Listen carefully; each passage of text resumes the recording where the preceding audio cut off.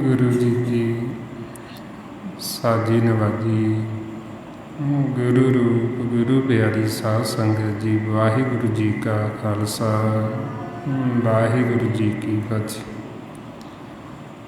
सतगुरु गुरबाणी गुरु विच ਆਪਾਂ ਨੂੰ ਜੋ ਉਪਦੇਸ਼ ਬਖਸ਼ਿਸ਼ ਕਰ ਰਹੀ ਪਰਮਾਤਮਾ ਅਕਾਲ ਪੁਰਖ ਜਦੋਂ ਸਾਡੇ 'ਤੇ ਕਿਰਪਾ ਕਰਦੀ, ਸਾਨੂੰ ਇਹਨਾਂ ਬੰਧਨਾਂ ਤੋਂ ਛਡਾ ਦਿੰਦੀ।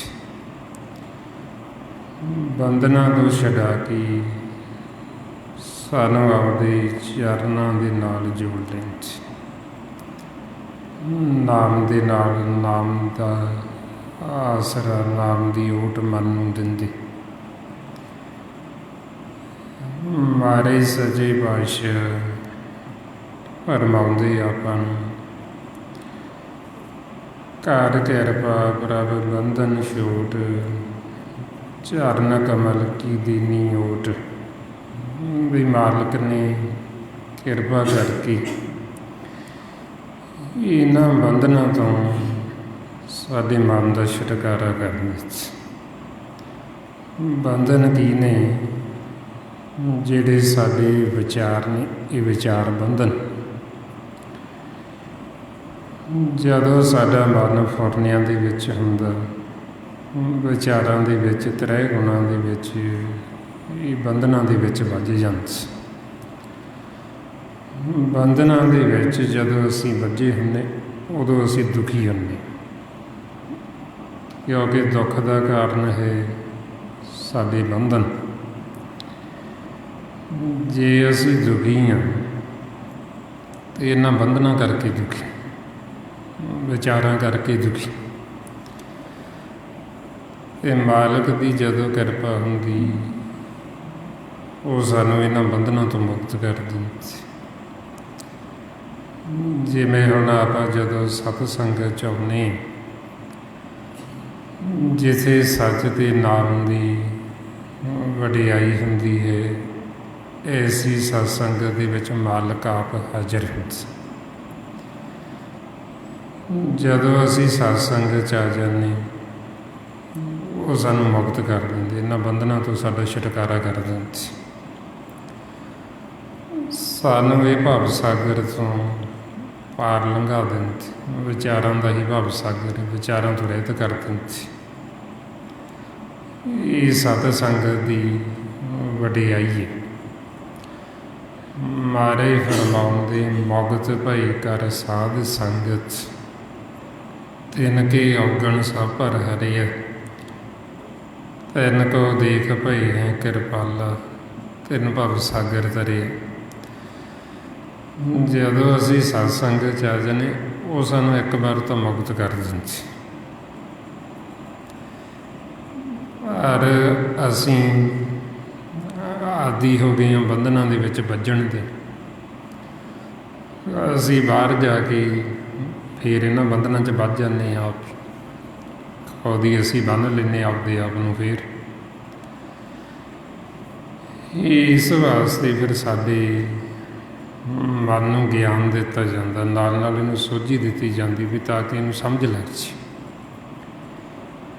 ਬਈ ਇਹ ਜਿਹੜੇ ਬੰਧਨ ਨੇ, ਬੰਧਨਾਂ ਕਰਕੇ ਹੀ ਮੈਂ ਦੁਖੀ ਹੋ ਰਿਹਾ, ਅਤੇ ਬੰਧਨਾਂ ਕਰਕੇ ਹੀ ਮੈਂ ਵਾਰ-ਵਾਰ ਜਨਮ ਮਰਨ ਦੇ ਚੱਕਰ ਦੇ ਵਿੱਚ ਪਿਆ ਹੋਇਆ।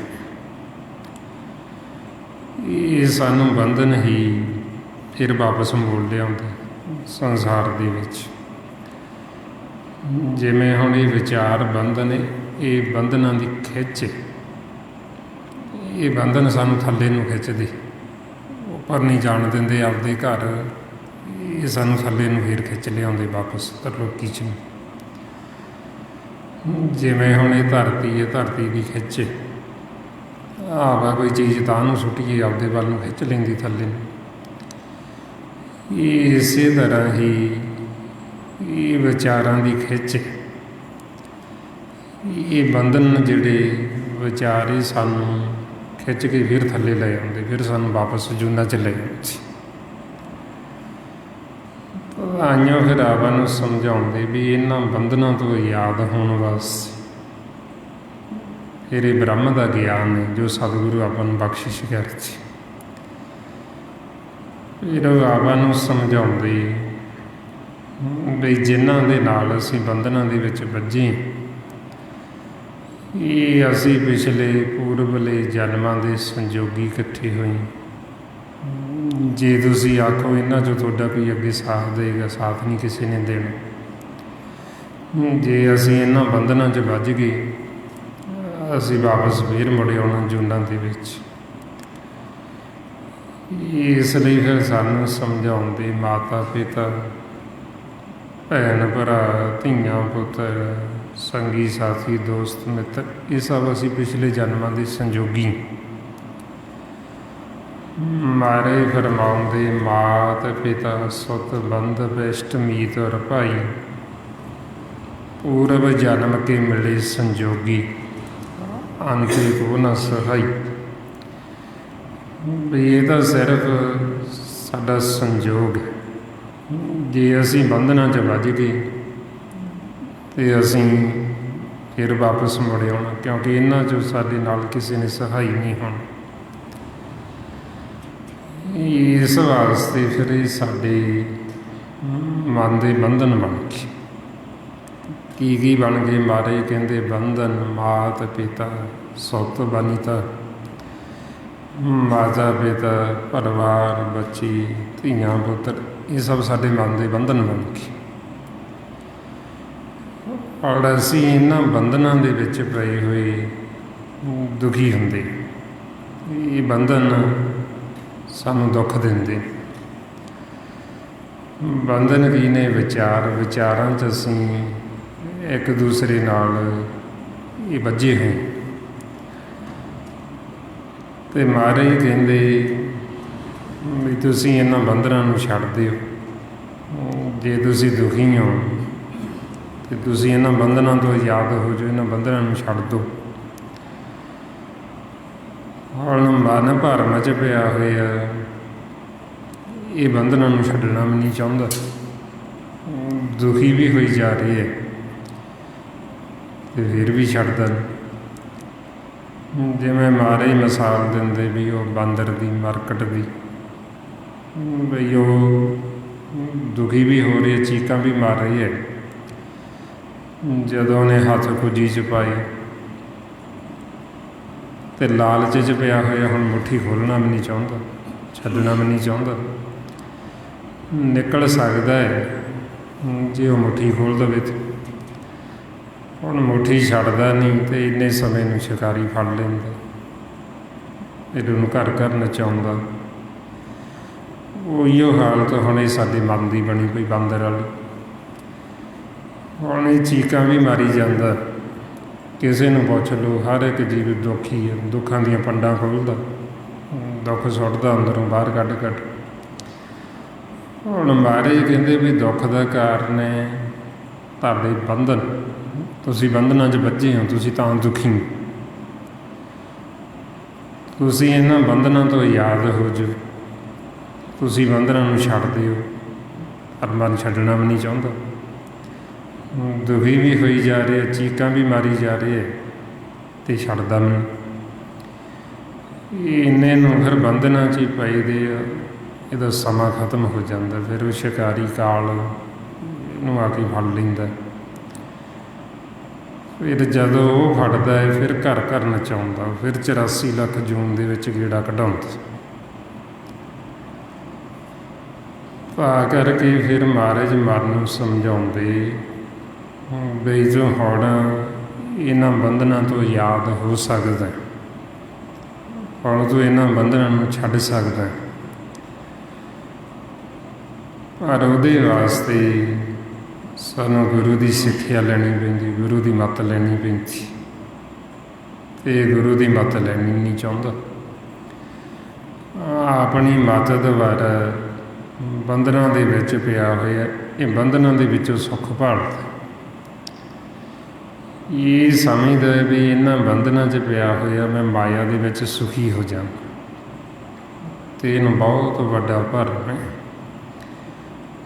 ਮਨਮੁਖ ਜੀਵ ਦਾ ਜੀਵਨ ਇਹ ਭਰਮ ਦੇ ਵਿੱਚ ਹੀ ਨਿਕਲ ਜਾਂਦਾ, ਸਾਰੀ ਉਮਰ ਉਹ ਭਰਮ ਦੇ ਵਿੱਚ ਹੀ ਲੰਘਾ ਦਿੰਦਾ, ਸੁਖੀ ਨਹੀਂ ਹੁੰਦਾ, ਸੁੱਖ ਨਹੀਂ ਮਿਲਦਾ। ਕਿਉਂਕਿ ਸੁਖੀ ਹੋਣ ਵਾਸਤੇ ਪਰਮਾਤਮਾ ਦੇ ਚਰਨ ਕਮਲਾਂ ਦੀ ਓਟ ਲੈਣੀ ਸੀ, ਉਹਦਾ ਆਸਰਾ ਲੈਣਾ ਸੀ। ਉਹਦਾ ਆਸਰਾ ਤਾਂ ਲਿਆ ਹੀ ਨਹੀਂ, ਉਹਦੇ ਨਾਲ ਤਾਂ ਜੁੜਿਆ ਹੀ ਨਹੀਂ। ਜੁੜਿਆ ਕਿਹਦੇ ਨਾਲ ਰਿਹਾ? ਮਾਇਆ ਦੇ ਨਾਲ, ਬੰਧਨਾਂ ਦੇ ਵਿੱਚ ਪਿਆ ਰਿਹਾ। ਮਾਇਆ ਕੀ ਹੈ? ਇਹ ਸਾਰਾ ਕੁਛ ਮਾਇਆ ਹੀ ਹੈ। ਜੋ ਅਸੀਂ ਕਹਿੰਦੇ ਹਾਂ ਨਾ, ਇਹ ਸਾਡੇ ਧੀਆਂ ਪੁੱਤਰ, ਇਹ ਸਾਡੇ ਮਾਂ ਪਿਓ, ਇਹ ਸਾਡੇ ਭੈਣ ਭਰਾ, ਅਸੀਂ ਸਿਰਫ ਇਸ ਸਰੀਰ ਨੂੰ ਦੇਖ ਕੇ ਕਹਿੰਦੇ ਹਾਂ ਅਤੇ ਇਹ ਸਰੀਰ ਮਾਇਆ ਹੈ। ਜ਼ਿਆਦਾ ਅਸੀਂ ਜਿਹੜਾ ਇਹਦੇ ਅੰਦਰ ਵੱਸਦਾ ਉਹਦੇ ਨਾਲ ਪ੍ਰੇਮ ਕਰੀਏ। ਹੁਣ ਅੰਦਰਲੇ ਦਾ ਤਾਂ ਸਾਨੂੰ ਪਤਾ ਨਹੀਂ ਵੀ ਇਹਦੇ ਅੰਦਰ ਵਿੱਚ ਵੱਸਦਾ ਕੌਣ ਹੈ। ਅਸੀਂ ਸਿਰਫ ਬਾਹਰੀ ਜਿਹੜਾ ਇਹ ਆਕਾਰ ਹੈ ਸਰੀਰ, ਇਹਦੇ ਨਾਲ ਪਿਆਰ ਕਰਦੇ ਹਾਂ, ਇਹਦੇ ਨਾਲ ਜੁੜੇ। ਅਤੇ ਇਹ ਜਿਹੜਾ ਸਰੀਰ ਕਿਸੇ ਦਾ ਵੀ, ਇਹ ਸਾਰੀ ਮਾਇਆ ਸਰੀਰ, ਕਿਉਂਕਿ ਸਦਾ ਨਹੀਂ ਰਹਿਣਾ, ਇਹ ਝੂਠਾ ਹੈ। ਇਹਨੇ ਇੱਕ ਦਿਨ ਨਾਸ ਹੋ ਜਾਣਾ, ਇਹਨੇ ਇੱਕ ਦਿਨ ਖਤਮ ਹੋ ਜਾਣਾ। ਤਾਂ ਕਰਕੇ ਫਿਰ ਮਹਾਰਾਜ ਕਹਿੰਦੇ ਇਹੋ ਸਰੀਰ ਸਭ ਮੂਲ ਹੈ ਮਾਇਆ, ਦੂਜੇ ਭਾਈ ਭਰਮ ਭੁਲਾਏ। ਔਰ ਅਸੀਂ ਭਰਮ ਦੇ ਵਿੱਚ, ਇਹਨਾਂ ਬੰਧਨਾਂ ਦੇ ਵਿੱਚ ਵੱਜੇ ਹੋਏ ਕਹਿੰਦੇ ਹਾਂ ਵੀ ਇਹ ਸਾਡੇ ਨੇ, ਇਹ ਸਾਡੇ ਮਾਂ ਪਿਓ, ਸਾਡੇ ਭੈਣ ਭਰਾ, ਸਾਡੇ ਧੀਆਂ ਪੁੱਤਰ, ਸਾਡੇ ਦੋਸਤ ਮਿੱਤਰ, ਸੰਗੀ ਸਾਥੀ, ਸਾਡੇ ਰਿਸ਼ਤੇਦਾਰ। ਔਰ ਜੇ ਅਸੀਂ ਜਿਹੜਾ ਅੰਦਰ ਵੱਸਦਾ ਉਹਨੂੰ ਨਹੀਂ ਪਹਿਚਾਣਦੇ ਤਾਂ ਇਹ ਸਾਰਾ ਕੁਛ ਹੀ ਮਾਇਆ ਹੈ। ਅਤੇ ਇਹ ਮਾਇਆ ਨੇ ਸਾਡੇ ਸਾਥ ਨਹੀਂ ਜਾਣਾ, ਇਹ ਮਾਇਆ ਨੇ ਸਾਡਾ ਸਾਥ ਅੱਗੇ ਦੇਣਾ ਕੋਈ ਨਹੀਂ। ਆ ਕਰਕੇ ਫਿਰ ਸਾਨੂੰ ਸਮਝਾਉਂਦੇ ਵੀ ਇਹ ਬੰਧਨ ਬਣ ਗਏ ਸਾਡੇ ਮਨ ਦੇ, ਇਹ ਸਾਰਾ ਅਸੀਂ ਬੰਧਨਾਂ 'ਚ ਵੱਜ ਗਏ। ਹੁਣ ਬੰਧਨਾਂ ਦੇ ਵਿੱਚ ਵੱਜਿਆ ਹੋਇਆ ਹੀ ਜੀਵ ਦਿਨ ਰਾਤ ਕਰਮ ਕੀਤੀ ਜਾਂਦਾ, ਬੰਧਨਾਂ ਦੇ ਵਿੱਚ ਵੱਜਿਆ ਹੋਇਆ ਹੀ ਦੁਖੀ ਹੋਈ ਜਾ ਰਹੀ ਹੈ। ਅਤੇ ਮਹਾਰਾਜ ਸੱਚੇ ਪਾਤਸ਼ਾਹ ਫਿਰ ਸਾਨੂੰ ਸਮਝਾਉਂਦੇ ਵੀ ਇਹ ਜਿਹੜਾ ਦੇਸ਼ ਜਿੱਥੇ ਅਸੀਂ ਇਹ ਆਉਂਦੇ ਹਾਂ ਦਿਨ ਦੇ ਸਮੇਂ, ਇਹ ਕਾਲ ਦਾ ਦੇਸ਼, ਇਸ ਨੂੰ ਲੋਕ ਕਹਿੰਦੇ। ਇਸ ਲੋਕ ਦੇ ਵਿੱਚ ਜਿਹੜੇ ਸਾਡੇ ਰਿਸ਼ਤੇ ਨਾਤੇ ਨੇ, ਇਹ ਸਭ ਵਿਚਾਰਾਂ ਦੇ, ਮਾਇਆ ਦੇ, ਜਿਹਦੇ ਨਾਲ ਤਾਂ ਸਾਡੇ ਵਿਚਾਰ ਮਿਲਦੇ ਨੇ, ਉਹਦੇ ਨਾਲ ਅਸੀਂ ਪਿਆਰ ਕਰਦੇ ਹਾਂ। ਜਿਹਦੇ ਨਾਲ ਸਾਡੇ ਵਿਚਾਰ ਨਹੀਂ ਮਿਲਦੇ, ਉਹਦੀ ਅਸੀਂ ਨਿੰਦਿਆ ਸ਼ੁਰੂ ਕਰ ਦਿੰਦੇ ਹਾਂ, ਉਹਦੇ ਨਾਲ ਅਸੀਂ ਵੈਰ ਵਿਰੋਧ ਕਰਨਾ ਸ਼ੁਰੂ ਕਰ ਦਿੰਦੇ ਹਾਂ। ਹੁਣ ਇਹ ਵਿਚਾਰਾਂ ਦਾ ਟਕਰਾਅ ਜਦੋਂ ਹੁੰਦਾ ਹੈ, ਨਾ ਇਹ ਵਿਚਾਰਾਂ ਦਾ ਖੇਲ ਸਮਝਣ ਕਰਕੇ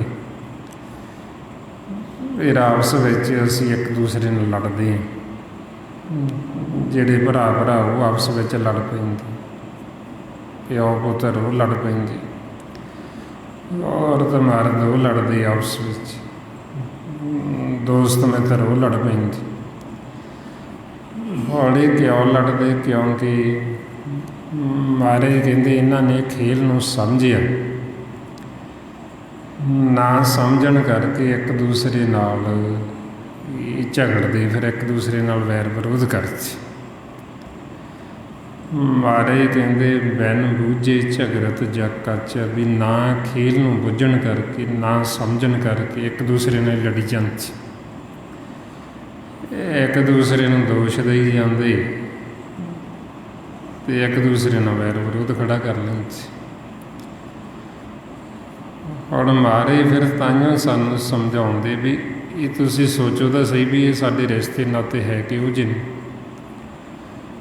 ਬਈ ਇਹ ਸਿਰਫ ਵਿਚਾਰਾਂ ਦੇ ਰਿਸ਼ਤੇ ਨੇ। ਜੇ ਤਾਂ ਵਿਚਾਰ ਮਿਲਦੇ ਤਾਂ ਠੀਕ ਹੈ, ਨਹੀਂ ਤਾਂ ਅਸੀਂ ਅੱਡੋ ਅੱਡ ਹੋ ਜਾਂਦੇ, ਭਰਾ ਉਹ ਅੱਡ ਅੱਡ ਹੋ ਜਾਂਦੇ, ਪਿਓ ਪੁੱਤ ਉਹ ਅੱਡੋ ਅੱਡ ਹੋ ਜਾਂਦੇ, ਔਰਤ ਮਰਦ ਉਹ ਅੱਡੋ ਅੱਡ ਹੋ ਜਾਂਦੇ। ਆਪਾਂ ਦੇਖਦੇ ਸੰਸਾਰ 'ਚ ਹੁਣ ਇਹ ਸਾਰਾ ਖੇਲ ਹੀ ਵਿਚਾਰਾਂ ਦਾ ਹੈ, ਫੁਰਨਿਆਂ ਦਾ ਹੈ, ਇਹ ਦੇਸ਼ ਹੀ ਵਿਚਾਰਾਂ ਦਾ ਹੈ। ਹੁਣ ਆਪਾਂ ਨੂੰ ਫਿਰ ਸਮਝਾਉਂਦੇ ਵੀ ਇਹ ਵਿਚਾਰ ਹੀ ਸਾਡੇ ਬੰਧਨ ਬਣ ਗਏ ਮਨ 'ਚ, ਵਿਚਾਰਾਂ ਦੇ ਵਿੱਚ ਹੀ ਅਸੀਂ ਵੱਜ ਗਏ ਇੱਕ ਦੂਸਰੇ ਨਾਲ। ਇੱਥੇ ਔਰ ਇਹ ਵਿਚਾਰਾਂ ਦਾ ਖੇਲ ਚੱਲਣ ਕਰਕੇ ਹੀ, ਇਹ ਵਿਚਾਰਾਂ ਦੇ ਵਿੱਚ ਹੀ ਸਾਡੇ ਰਿਸ਼ਤੇ ਨਾਤੇ ਨੇ ਸਾਰੇ, ਵਿਚਾਰਾਂ ਦੇ ਵਿੱਚ ਹੀ ਦੁੱਖ ਸੁੱਖ ਹੈ, ਵਿਚਾਰਾਂ ਦੇ ਵਿੱਚ ਹੀ ਪਾਪ ਪੁੰਨ ਨੇ ਜੋ ਅਸੀਂ ਕਰਦੇ ਹਾਂ। ਇਹ ਸਾਰਾ ਕੁਛ ਵਿਚਾਰਾਂ ਦਾ ਫਿਰ ਖੇਲ ਚੱਲਦਾ। ਜਿਹੜਾ ਅਸੀਂ ਕਹਿੰਦੇ ਆਹ ਪਾਪ ਕੀਤਾ, ਆਹ ਪੁੰਨ ਕੀਤਾ, ਚੰਗਾ ਕੀਤਾ, ਮਾੜਾ ਕੀਤਾ, ਇਹ ਸਭ ਵਿਚਾਰਾਂ ਦੇ ਵਿੱਚ। ਜਦੋਂ ਅਸੀਂ ਇਹ ਵਿਚਾਰਾਂ ਦਾ ਖੇਲ ਸਮਝ ਕੇ ਇਹਨਾਂ ਵਿਚਾਰਾਂ ਤੋਂ ਮਨ ਨੂੰ ਉੱਪਰ ਉਠਾ ਲੈਂਦੇ ਹਾਂ, ਉਦੋਂ ਸਾਡੇ ਵਾਸਤੇ ਕੋਈ ਪਾਪ ਪੁੰਨ, ਕੋਈ ਦੁੱਖ ਸੁੱਖ ਨਹੀਂ, ਕਿਉਂਕਿ ਇਹਨਾਂ ਤੋਂ ਉੱਪਰ ਚਲੇ ਗਏ। ਵਿਚਾਰਾਂ 'ਚ ਸੀ, ਵਿਚਾਰਾਂ ਤੋਂ ਮਨ ਉੱਪਰ ਚਲਾ ਗਿਆ, ਉੱਥੇ ਇਹਨੂੰ ਦੁੱਖ ਲੱਗਦਾ ਹੀ ਨਹੀਂ। ਇਸ ਵਾਸਤੇ ਫਿਰ ਆਪਾਂ ਨੂੰ ਗੁਰੂ ਨਾਨਕ ਪਾਤਸ਼ਾਹ ਨੇ ਇੱਕੋ ਸ਼ਬਦ ਦੇ ਵਿੱਚ ਹੀ ਸਾਨੂੰ ਬੜਾ ਸੌਖਾ ਕਰਕੇ ਸਮਝਾ ਦਿੱਤਾ ਵੀ ਤੁਸੀਂ ਇਹਨਾਂ ਵਿਚਾਰਾਂ ਨੂੰ ਮਾਰ ਦਿਓ। ਜੇ ਤੁਸੀਂ ਇਹਨਾਂ ਵਿਚਾਰਾਂ ਨੂੰ ਖਤਮ ਕਰਤਾ, ਤੁਸੀਂ ਦੁਬਾਰਾ ਨਹੀਂ ਵਾਪਸ ਆਓਗੇ ਜੂਨਾਂ ਦੇ ਵਿੱਚ। ਤੁਸੀਂ ਆਪ ਵੀ ਤਰ ਜਾਓਗੇ, ਨਾਲ ਤੁਸੀਂ ਆਪਦੇ ਸੰਗੀ ਸਾਥੀ ਹੋਰਾਂ ਨੂੰ ਵੀ ਤਾਰ ਲਓਗੇ, ਅਤੇ ਦੁਬਾਰਾ ਉਲਟ ਕੇ ਨਹੀਂ ਵਾਪਸ ਆਓਗੇ। ਤੁਸੀਂ ਇਹਨਾਂ ਵਿਚਾਰਾਂ ਨੂੰ ਮਾਰ ਦਿਓ, ਵਿਚਾਰ ਖਤਮ ਕਰ ਦਿਓ। ਮਾਰੇ ਫਰਮਾਉਂਦੇ ਵਿਚਾਰ ਮਾਰੇ ਤਾਰੇ ਤਾਰੇ ਉਲਟ ਜੂਨ ਨਾ ਆਵੇ। ਬਈ ਦੁਬਾਰਾ ਉਲਟ ਕੇ ਨਹੀਂ ਆਓਗੇ ਜੂਨਾਂ 'ਚ, ਤੁਸੀਂ ਇਹਨਾਂ ਵਿਚਾਰਾਂ ਨੂੰ ਹੀ ਖਤਮ ਕਰੋ। ਹੌਲੇ ਵਿਚਾਰਾਂ ਨੂੰ ਖਤਮ ਕਰਨ ਵਾਸਤੇ ਸਾਨੂੰ ਗੁਰੂ ਦੀ ਮੱਤ ਲੈਣੀ ਪੈਂਦੀ। ਜੇ ਆਪਦੀ ਮੱਤ ਦੁਬਾਰਾ ਖਤਮ ਕਰਨ ਲੱਗੀਏ, ਖਤਮ ਹੁੰਦੀ ਨਹੀਂ। ਕਿਉਂਕਿ ਅਸੀਂ ਤਾਂ ਵਿਧੀ ਹੀ ਉਹ ਅਪਣਾਉਂਦੇ ਹਾਂ ਜਿਹੜੀ ਵਿਚਾਰਾਂ ਵਾਲੀ। ਅਸੀਂ ਬੰਧਨਾਂ 'ਚ ਹੋਰ ਵੱਧਦੇ ਜਾ ਰਹੇ ਹਾਂ। ਛੁੱਟਣ ਦੀ ਤਾਂ ਅਸੀਂ ਕੋਸ਼ਿਸ਼ ਹੀ ਨਹੀਂ ਕਰਦੇ। ਸੰਸਾਰ ਦੇ ਵਿੱਚ ਜੀਵ ਯਤਨ ਜਿਹੜਾ ਉਹ ਛੁੱਟਣ ਵਾਸਤੇ ਨਹੀਂ ਯਤਨ ਕਰ ਰਿਹਾ, ਵੱਜਣ ਵਾਸਤੇ ਯਤਨ ਕਰਦਾ ਬਈ ਮੈਂ ਹੋਰ ਵੱਜ ਜਾਵਾਂ।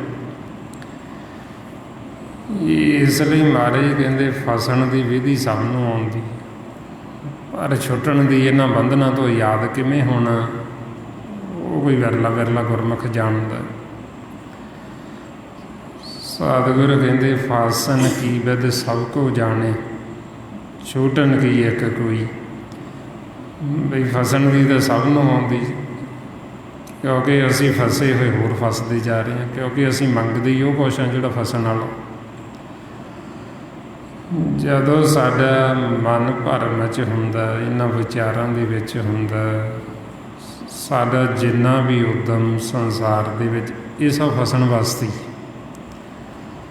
ਛੁੱਟਣ ਦਾ ਯਤਨ ਨਹੀਂ ਕਰਦੇ ਅਸੀਂ, ਫਸਣ ਦਾ ਯਤਨ ਕਰਦੇ ਹਾਂ, ਹੋਰ ਫਸਦੇ ਜਾ ਰਹੇ। ਕਿਉਂਕਿ ਸੰਸਾਰ ਦਾ ਜਿਹੜਾ ਖੇਲ ਇਹ ਸਾਰਾ ਪੁੱਠਾ ਚੱਲਦਾ, ਇਹ ਸਾਰਾ ਉਲਟ ਚੱਲਦਾ। ਜਿਹਨੂੰ ਸੰਸਾਰ ਤਰੱਕੀ ਕਹਿੰਦਾ ਇਹ ਕੋਈ ਤਰੱਕੀ ਨਹੀਂ ਹੈ। ਸੰਸਾਰੀ ਉਹਨੂੰ ਤਰੱਕੀ ਕਹਿੰਦੇ ਵੀ ਜੇ ਅਸੀਂ ਵੱਧ ਧਨ ਦੌਲਤ ਇਕੱਠਾ ਕਰ ਲਿਆ, ਚੰਗਾ ਵੱਡਾ ਘਰ-ਬਾਰ ਬਣਾ ਲਿਆ, ਕੋਠੀ ਬਣਾ ਲਈ, ਇਹ ਸਮਝਦੇ ਵੀ ਬੜੀ ਤਰੱਕੀ ਕਰ ਲਈ ਜੀ ਇਹਨੂੰ। ਮਾਂ ਪਿਓ ਨੇ ਇੰਨਾ ਨਹੀਂ ਸੀ ਇਕੱਠਾ ਕੀਤਾ ਅਤੇ ਜਵਾਕਾਂ ਨੇ ਜ਼ਿਆਦਾ ਕਰ ਲਿਆ। ਹੁਣ ਸੰਸਾਰ ਦਾ ਇਹਨੂੰ ਇੱਦਾਂ ਕਹਿੰਦਾ। ਪਰ ਜਦੋਂ ਅਸੀਂ ਗੁਰੂ ਦੀ ਮੱਤ ਲੈਂਦੇ, ਗੁਰਬਾਣੀ ਗੁਰੂ ਇਹਦੇ ਬਾਰੇ ਕੀ ਕਹਿੰਦੇ ਨੇ। ਗੁਰੂ ਅਰਜਨ ਪਾਤਸ਼ਾਹ ਕਹਿੰਦੇ ਵੀ ਜਿਹੜਾ ਧੰਦਾ ਕਰਦੇ ਉਹ ਬਜ਼ੁਰਗ ਚਲੇ ਗਏ, ਵੀ ਉਹ ਤੋਂ ਦੁੱਗਣੀ ਮਾਇਆ ਇਹਨਾਂ ਨੇ ਦ੍ਰਿੜ ਕਰ ਲਈ ਗਾਹਾਂ ਇਹਨਾਂ ਦੇ ਜਵਾਕਾਂ ਨੂੰ। ਉਹ ਘੱਟ ਫਸੇ ਸੀ ਦਲਦਲ 'ਚ, ਉਦੋਂ ਵੱਧ ਧੱਸ ਗਈ। ਇਸ ਲਈ ਜਦੋਂ ਸੰਸਾਰ ਦੇ ਵਿੱਚੋਂ ਕੋਈ ਜੀਵ ਜਾਂਦਾ ਹੈ, ਬਜ਼ੁਰਗ ਚਲੇ ਗਏ, ਉਦੋਂ ਬਾਅਦ 'ਚ ਉਹਦੇ ਬੱਚਿਆਂ ਨੇ ਕੰਮ ਸਾਂਭ ਲਏ ਅਤੇ ਉਹਨਾਂ ਨੇ ਉਹਨਾਂ ਤੋਂ ਦੁੱਗਣੀ ਮਾਇਆ ਸੀ ਜਿਹੜੀ ਉਹਨੂੰ ਹੋਰ ਦ੍ਰਿੜ ਕਰ ਲਈ। ਮਾਰੇ ਫਰਮਾਉਂਦੇ ਅਗਲੇ ਮੂਏ ਸੇ ਪਾਛੇ ਪਰੇ, ਜੋ ਉਭਰੇ ਸੋ ਬੰਦ ਲੱਗ ਖੜੇ। ਜੈ ਧੰਦੇ ਮੈਂ ਹੋਏ ਲਪਟਾਏ, ਉਨ ਤੇ ਦੁੱਗਣ ਦ੍ਰਿੜੀ ਉਨ ਮਾਏ। ਬਈ ਜਿਹੜੇ ਧੰਦੇ ਦੇ ਵਿੱਚ ਉਹ ਲਿਪਟੇ ਹੋਏ ਸੀ, ਮਾਂ ਪਿਓ ਲਿਪਟੇ ਹੋਏ ਧੰਦਾ ਕਰਦੇ, ਉਹ ਮੁੱਕ ਗਏ। ਗਾਂ ਜਿਹੜੇ ਜਵਾਕ ਖੜੇ ਹੋਏ ਉਹਨਾਂ ਨੇ ਉਦੋਂ ਧੰਦਾ ਦੁੱਗਣਾ ਹੋਰ ਦ੍ਰਿੜ ਕਰ ਲਏ, ਹੋਰ ਮਾਇਆ ਦੇ ਨਾਲ ਹੋਰ ਉਸ ਨੂੰ ਜ਼ਿਆਦਾ ਦ੍ਰਿੜ ਕਰਕੇ ਹੋਰ ਵੱਧ ਸੰਸਾਰ ਕਹਿੰਦਾ ਇਹਨਾਂ ਨੇ ਤਰੱਕੀ ਕਰ ਲਈ। ਵੀ ਮਾਂ ਪਿਓ ਨੇ ਤਾਂ ਘੱਟ ਜੋੜਿਆ ਸੀ, ਬੱਚਿਆਂ ਨੇ ਗਾ ਬਾਹਲਾ ਹੋਰ ਜੋੜ ਲਿਆ। ਪਰ ਜੇ ਹੁਣ ਅਸੀਂ ਗੁਰੂ ਦੀ ਮੱਤ ਨਹੀਂ ਲਈ, ਉਹ ਵੀ ਤਰੱਕੀ ਨਹੀਂ, ਉਹ ਅਸੀਂ ਹੋਰ ਧੱਸ ਗਏ, ਹੋਰ ਦਲਦਲ ਦੇ ਵਿੱਚ ਜਾ ਵੜੇ, ਹੋਰ ਵੱਧ ਮਾਇਆ ਨੂੰ ਦ੍ਰਿੜ ਕਰ ਲਿਆ, ਉਹਨਾਂ ਤੋਂ ਦੁੱਗਣੀ ਮਾਇਆ ਦ੍ਰਿੜ ਕਰ ਲਈ। ਹੁਣ ਮਹਾਰਾਜ ਫਿਰ ਸਾਨੂੰ ਸਮਝਾਉਂਦੇ ਬਈ ਇਹ ਸੰਸਾਰ ਦੇ ਵਿੱਚ ਜੀਵ ਫਸਣ ਵਾਸਤੇ ਸਾਰੇ ਯਤਨ ਕਰਦੇ। ਹੁਣ ਹਰ ਇੱਕ ਜੀਵ ਇਹੋ ਮੰਗਦਾ ਵੀ ਮੇਰੇ ਕੋਲ ਵੱਧ ਤੋਂ ਵੱਧ ਧਨ ਹੋ ਜੇ, ਹੋਰ ਇਕੱਠਾ ਕਰ ਲਾਂ, ਜਿੰਨਾ ਹੈਗਾ ਉਹ ਤੋਂ ਵੱਧ ਕਰ ਲਾਂ, ਜਿੰਨਾ ਕਾਰੋਬਾਰ ਹੈਗਾ ਉਹ ਤੋਂ ਵੱਧ ਹੋਰ ਕਰ ਲਾਂ, ਜ਼ਿਆਦਾ ਕਰ ਲਾਂ। ਜਾਣੀ ਦੀ ਉਹੀਓ ਕੁਝ ਮੰਗੀ ਜਾਂਦਾ। ਛੁੱਟਣ ਦਾ ਤਾਂ ਯਤਨ ਕਰਦਾ ਹੀ ਨਹੀਂ ਵੀ ਇਹ ਤੋਂ ਮੈਂ ਛੁੱਟਣਾ ਵੀ ਹੈ ਅਤੇ ਮੈਂ ਨਾਮ ਦੇ ਨਾਲ ਜੁੜਨਾ। ਇਸ ਵਾਸਤੇ ਫਿਰ ਸਤਿਗੁਰੂ ਕਹਿੰਦੇ ਫਸਣ ਦੀ ਵਿਧੀ ਸਭ ਨੂੰ ਆਉਂਦੀ ਹੈ, ਅਤੇ ਫਸਣ ਵਾਸਤੇ ਯਤਨ ਕਰਦੇ, ਦਿਨ ਰਾਤ ਹੋਰ ਫਸਦੇ ਜਾ ਰਹੇ, ਤਾਈਆਂ ਹੋਰ ਦੁਖੀ ਹੁੰਦੇ ਜਾ ਰਹੇ। ਜਿਵੇਂ ਹੁਣ ਆਪਾਂ ਪਿੱਛੇ ਦੇਖੀਏ, ਥੋੜ੍ਹਾ ਸਮਾਂ ਪਿੱਛੇ ਚਲੇ ਜਾਈਏ ਅਤੇ ਆਪਾਂ ਹੁਣ ਦਾ ਸਮਾਂ ਦੇਖੀਏ, ਕਹਿੰਦੇ ਵੀ ਹੁਣ ਦੇ ਸਮੇਂ ਅਤੇ ਉਹ ਸਮੇਂ ਦੇ ਵਿੱਚ ਬਹੁਤ ਫਰਕ ਆ ਗਿਆ। ਵੀ ਹੁਣ ਜ਼ਿਆਦਾ ਤਰੱਕੀ ਕਰ ਲਈ, ਇਹ ਤਰੱਕੀ ਕੀਤੀ ਅਸੀਂ ਅਤੇ ਅਸੀਂ ਤਾਂ ਹੋਰ ਦੁਖੀ ਹੋ ਗਏ ਹਾਂ ਉਦੋਂ।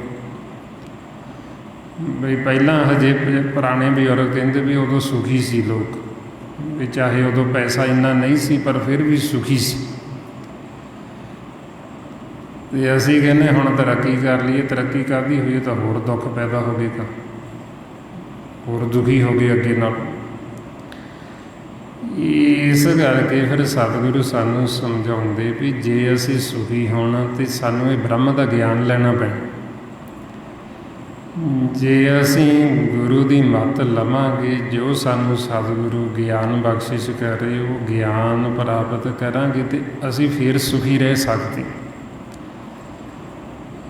ਜੇ ਅਸੀਂ ਬ੍ਰਹਮ ਦਾ ਗਿਆਨ ਛੱਡ ਦਿੱਤਾ, ਸਿਰਫ ਇਸ ਸੰਸਾਰੀ ਗਿਆਨ ਨੂੰ ਲੈ ਲਿਆ, ਤੇ ਫਿਰ ਅਸੀਂ ਦੁਖੀ ਹੋਵਾਂਗੇ, ਕਿਉਂਕਿ ਇਹਦਾ ਸਾਰਾ ਉਦਮ ਦੁੱਖ ਵਾਸਤੇ। ਹੁਣ ਅਸੀਂ ਕੀ ਕੀਤਾ, ਅਸੀਂ ਗੁਰਬਾਣੀ ਗੁਰੂ ਨੂੰ ਛੱਡ ਦਿੱਤਾ, ਜੋ ਬ੍ਰਹਮ ਦਾ ਗਿਆਨ ਸੀ ਉਹਨੂੰ ਛੱਡ ਦਿੱਤਾ, ਸਿਰਫ ਸੰਸਾਰ ਦਾ ਗਿਆਨ ਲੈ ਕੇ ਚੱਲੇ। ਸੰਸਾਰ ਦਾ ਜਿੰਨਾ ਜੀਵ ਵੱਧ ਗਿਆਨ ਲਈ ਜਾਏਗਾ ਓਨਾ ਹੋਰ ਹਉਮੈ, ਹੋਰ ਹੰਕਾਰੀ ਹੁੰਦਾ ਜਾਏਗਾ, ਤੇ ਜਿੰਨਾ ਹੰਕਾਰੀ ਹੁੰਦਾ ਜਾਏਗਾ ਓਨਾ ਹੋਰ ਦੁਖੀ ਹੁੰਦਾ ਜਾਏਗਾ, ਓਨਾ ਪਰਮਾਤਮਾ ਤੋਂ ਹੋਰ ਦੂਰ ਹੁੰਦਾ ਜਾਏਗਾ, ਕਿਉਂਕਿ ਜਿਹੜਾ ਹੰਕਾਰ ਹੀ ਪਰਮਾਤਮਾ ਨੂੰ ਭਾਉਂਦਾ ਨਹੀਂ। ਸਾਨੂੰ ਵੇਦਾਂ ਦੇ ਵਿੱਚ, ਗੁਰਬਾਣੀ ਗੁਰੂ ਵਿੱਚ ਵਾਰ-ਵਾਰ ਸਮਝਾਇਆ ਕਿ ਹਰ ਜੀਓ ਅਹੰਕਾਰ ਨਾ ਭਾਵਈ, ਵੇਦ ਕੂਕ ਸੁਣਾਵੇ। ਇਹ ਸਾਨੂੰ ਵੇਦਾਂ 'ਚ, ਗੁਰਬਾਣੀ ਗੁਰੂ 'ਚ ਸਮਝਾਇਆ ਗਿਆ ਵੀ ਪਰਮਾਤਮਾ ਨੂੰ ਜਿਹੜਾ ਹੰਕਾਰ ਉਹ ਭਾਉਂਦਾ ਨਹੀਂ। ਹੁਣ ਜੇ ਅਸੀਂ ਗੁਰੂ ਦੀ ਮੱਤ ਲੈ ਕੇ ਨਹੀਂ ਚੱਲਾਂਗੇ ਤੇ ਇਹ ਚੀਜ਼ਾਂ ਸਾਡੇ ਅੰਦਰ ਹੰਕਾਰ ਪੈਦਾ ਕਰਨਗੀਆਂ ਹੀ ਕਰਨਗੀਆਂ। ਭਾਜੋ ਮਾਰੇ ਸਾਨੂੰ ਫਿਰ ਸਮਝਾਉਂਦੇ ਵੀ ਇਹ ਸਾਡੇ ਮਨ ਦੇ ਫਿਰ ਅੱਗੇ ਦੀ ਅੱਗੇ ਬੰਧਨ ਬਣਦੇ ਜਾਂਦੇ, ਹੋਰ ਅਸੀਂ ਗਾਂ ਬੰਧਨਾਂ ਦੇ ਵਿੱਚ ਹੋਰ ਵੱਜਦੇ ਜਾਂਦੇ, ਹੋਰ ਧੱਸਦੇ ਜਾਂਦੇ। ਇਸ ਲਈ ਫਿਰ ਇਹ ਬੰਧਨਾਂ ਕਰਕੇ ਹੀ ਅਸੀਂ ਦੁਖੀ ਹਾਂ, ਤਾਂਹੀਓ ਅਸੀਂ ਵਾਰ-ਵਾਰ ਆਉਂਦੇ। ਇਹਨਾਂ ਬੰਧਨਾਂ 'ਚ ਪੈ ਕੇ ਹੀ ਅਸੀਂ ਆਪਦਾ ਜਿਹੜਾ ਕਾਰਜ ਉਹ ਵਿਗਾੜਿਆ ਹੋਇਆ ਸਾਡੇ ਮਨ ਨੇ। ਮਹਾਰਾਜ ਕਹਿੰਦੇ ਜਾਨ ਬੂਝ ਕੇ ਬਾਬਰੇ ਤੇ ਕਾਜ ਵਿਗਾੜਿਓ, ਬਈ ਤੂੰ ਆਪਣਾ ਕਾਰਜ ਜਿਹੜਾ ਆਪ ਹੀ ਵਿਗਾੜਿਆ ਹੋਇਆ ਤੂੰ ਇਹਨਾਂ ਬੰਧਨਾਂ ਦੇ ਵਿੱਚ, ਵਿਚਾਰਾਂ ਦੇ ਵਿੱਚ। ਹੁਣ ਮਹਾਰਾਜ ਫਿਰ ਸਾਨੂੰ ਸਮਝਾਉਂਦੇ ਵੀ ਇਹਨਾਂ ਤੋਂ ਯਾਦ ਹੋਣ ਵਾਸਤੇ ਇਹ ਫਿਰ ਸਿਮਰਨ ਹੈ। ਜਿਉਂ-ਜਿਉਂ ਆਪਾਂ ਇਹ ਅਭਿਆਸ ਕਰਦੇ ਹਾਂ, ਮਨ ਨੂੰ ਸ਼ਬਦ ਦਾ ਆਸਰਾ ਦਿੰਦੇ ਹਾਂ, ਫਿਰ ਤਿਉਂ-ਤਿਉਂ ਸਾਡਾ ਮਨ ਬੰਧਨਾਂ ਤੋਂ ਆਜ਼ਾਦ ਹੁੰਦਾ। ਪਰ ਇਹ ਮਨ ਸਾਡਾ ਆਦੀ ਹੋ ਗਿਆ, ਬੰਧਨਾਂ ਦੇ ਵਿੱਚ ਇੰਨਾ ਵੱਜ ਗਿਆ, ਇੰਨਾ ਆਦੀ ਹੋ ਗਿਆ। ਜਿਵੇਂ ਆਪਾਂ ਦੇਖਦੇ ਹਾਂ ਨਾ, ਉਹ ਪਸ਼ੂ ਹੁੰਦੇ ਘਰੇ ਬੰਨੇ ਹੋਏ, ਉਹਨੂੰ ਸੰਗਲ ਪਾ ਦਿੰਦੇ ਸੀ। ਹੁਣ ਉਹ ਸੰਗਲ ਨੂੰ ਜੇ ਜੀਵ ਲਾ ਵੀ ਦੇਵੇ, ਉਹ ਇੰਨਾ ਆਦੀ ਹੋ ਜਾਂਦਾ, ਉਹਨੇ ਘੁੰਮ ਫਿਰ ਕੇ ਫਿਰ ਉੱਥੇ ਜਾ ਖੜਨਾ ਕੀਲੇ ਦੇ ਉੱਤੇ, ਮੇਰੇ ਫੇਰ ਸੰਗਲ ਪਾ ਦਿਓ। ਔਰ ਇਸੇ ਤਰ੍ਹਾਂ ਹੀ ਜਦੋਂ ਅਸੀਂ ਸਤ ਸੰਗਤ ਕਰਦੇ ਹਾਂ ਕਿ ਸਤਿਗੁਰੂ ਸਾਡੇ ਸੰਗਲ ਲਾ ਦਿੰਦੇ, ਸਾਨੂੰ ਮੁਕਤ ਕਰ ਦਿੰਦੇ। ਪਰ ਸਾਡਾ ਮਨ ਇੰਨਾ ਆਦੀ ਹੋ ਗਿਆ, ਇਹ ਫਿਰ ਜਾ ਕੇ ਫਿਰ ਉੱਥੇ ਖੜ੍ਹ ਜਾਂਦਾ ਵੀ ਮੇਰੇ ਫੇਰ ਸੰਗਲ ਪਾ ਦਿਓ।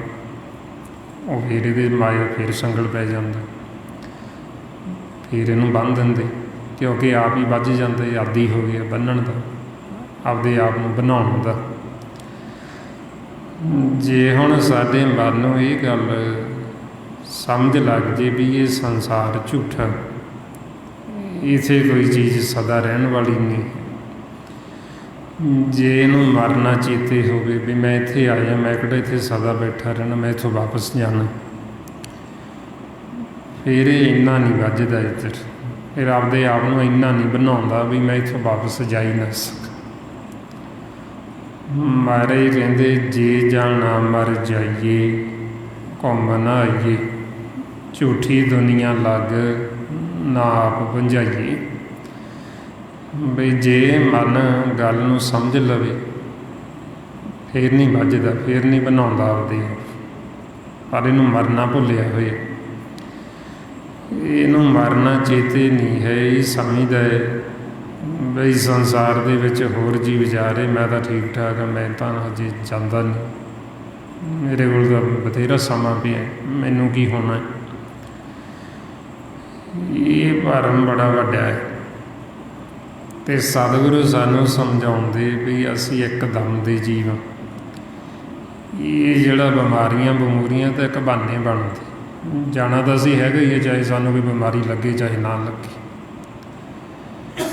ਕਿਉਂਕਿ ਜਿਹੜਾ ਸਾਡਾ ਸਮਾਂ ਉਹ ਗਿਣਤੀ ਦਾ, ਉਹਦੇ ਵਿੱਚ ਇੱਕ ਤਿਲ ਭਰ ਵਾਧਾ ਘਟਦਾ, ਸਵਾਸ ਨਾ ਇੱਕ ਨਾ ਅੱਧਾ ਵਧਣਾ ਅਤੇ ਨਾ ਇੱਕ ਅੱਧਾ ਘਟਣਾ, ਪੂਰੇ ਨਹੀਂ ਗਿਣਤੀ ਦੀ। ਜਦੋਂ ਸਾਡੇ ਪੂਰੇ ਹੋ ਗਏ ਅਸੀਂ ਜਾਣਾ ਹੀ ਜਾਣਾ, ਚਾਹੇ ਅਸੀਂ ਰੋਗੀ ਹਾਂ ਚਾਹੇ ਨਹੀਂ ਰੋਗੀ, ਚਾਹੇ ਕੁਛ ਹੋਇਆ ਚਾਹੇ ਨਹੀਂ ਹੋਇਆ ਸਰੀਰ ਨੂੰ, ਅਤੇ ਜਾਣਾ ਹੀ ਪੈਣਾ।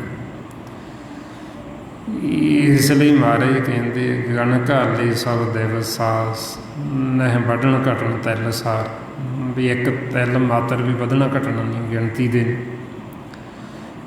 ਜਦੋਂ ਗਿਣਤੀ ਪੂਰੀ ਹੋ ਗਈ ਅਤੇ ਅਸੀਂ ਜਾਣਾ ਹੀ ਜਾਣਾ, ਕਿਉਂਕਿ ਜਿਹੜੇ ਮਿਲੇ ਗਿਣਤੀ ਦੇ ਅਤੇ ਅਸੀਂ ਖਰਚੀ ਜਾਂਦੇ ਰੋਜ਼। ਹੁਣ ਧਨ ਹੈ ਜਿਹੜਾ ਸਾਨੂੰ ਇੱਕੋ ਵਾਰੀ ਦਿੱਤਾ ਇਸ ਸਵਾਸਾਂ ਦਾ, ਉਹਦੇ ਵਿੱਚ ਹੋਰ ਵਧਣਾ ਨਹੀਂ, ਅਤੇ ਅਸੀਂ ਵਰਤੀ ਰੋਜ਼ ਜਾਂਦੇ ਹਾਂ, ਕੱਢੀ ਜਾਂਦੇ ਰੋਜ਼ ਵਰਤੀ ਜਾਂਦੇ ਹਾਂ, ਅਤੇ ਉਹ ਤਾਂ ਮੁੱਕਣਾ ਹੀ ਮੁੱਕਣਾ, ਇੱਕ ਦਿਨ ਖਤਮ ਹੋਣਾ ਹੀ ਹੋਣਾ।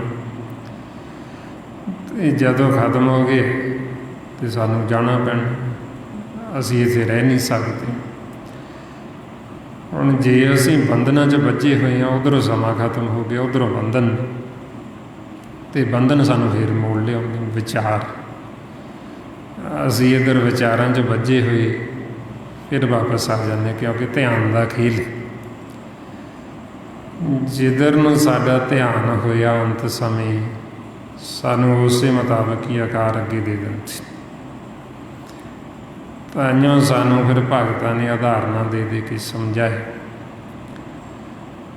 ਹੁਣ ਜਿਹੜਾ ਜੀਵ ਸਾਰੀ ਉਮਰ ਧਨ ਦੇ ਵਿੱਚ ਹੀ ਦੌੜਦਾ ਰਿਹਾ, ਪੈਸਿਆਂ ਦੀ ਖਾਤਰ, ਵੀ ਇੱਧਰੋਂ ਵੀ ਇਕੱਠੇ ਕਰ ਲਓ ਉੱਧਰੋਂ ਵੀ ਇਕੱਠੇ ਕਰ ਲਓ, ਬਥੇਰੇ ਇਕੱਠੇ ਕਰ ਲਏ ਉਹਨੇ, ਮੰਨ ਲਓ ਕਰੋੜਾਂ ਅਰਬਾਂ ਇਕੱਠੀ ਕਰ ਲਈ। ਹੁਣ ਉੱਧਰੋਂ ਅੰਤ ਸਮਾਂ ਆਇਆ ਅਤੇ ਅਸੀਂ ਆਖੀਏ ਵੀ ਅੰਤ ਸਮੇਂ ਉਹਨੂੰ ਵਾਹਿਗੁਰੂ ਚੇਤੇ ਆਏਗਾ, ਉਹ ਥੋੜ੍ਹੀ ਹੁਣ ਜਿਹੜਾ ਉਹਨੇ ਸਾਰੀ ਉਮਰ ਇਕੱਠਾ ਕੀਤਾ ਉਹੀ ਉਹਨੂੰ ਚੇਤੇ ਆਉਣਾ। ਉਹਨੂੰ ਤਾਂ ਉਹਨਾਂ ਦੀ ਚਿੰਤਾ ਲੱਗੀ ਵੀ ਹੁਣ ਮੈਂ ਛੱਡ ਚੱਲਿਆ, ਵੀ ਹੁਣ ਇਹਨਾਂ ਦਾ ਕਰਾਂ ਕੀ, ਜਿਹੜਾ ਸਾਰੀ ਉਮਰ ਉਹਨੇ ਇਕੱਠਾ ਕੀਤਾ ਹੈ। ਹੁਣ ਉੱਧਰੋਂ ਸਮਾਂ ਖਤਮ ਹੋ ਗਿਆ ਅਤੇ ਧਿਆਨ ਸੀ ਜਿਹੜਾ, ਇਹ ਮਾਇਆ ਨੂੰ ਲక్ష్ਮੀ ਕਹਿੰਦੇ, ਉੱਧਰ ਚਲਾ ਗਿਆ ਅਤੇ ਅਗਲੀ ਜੂਨ ਸੱਪ ਦੀ ਮਿਲ ਜਾਣੀ। ਸੱਪ ਦੀ ਜੂਨ ਦੇ ਵਿੱਚ ਫਿਰ ਵਾਰ-ਵਾਰ ਮਹਾਰਾਜ ਕਹਿੰਦੇ ਅੰਤ ਕਾਲ ਜੇ ਲక్ష్ਮੀ ਸਿਮਰੀ, ਐਸੀ ਚਿੰਤਾ ਮੀਂਜੇ ਮਰੀ, ਸਰਪ ਜੂਨ ਬਲ ਬਲ ਉਤਰੇ।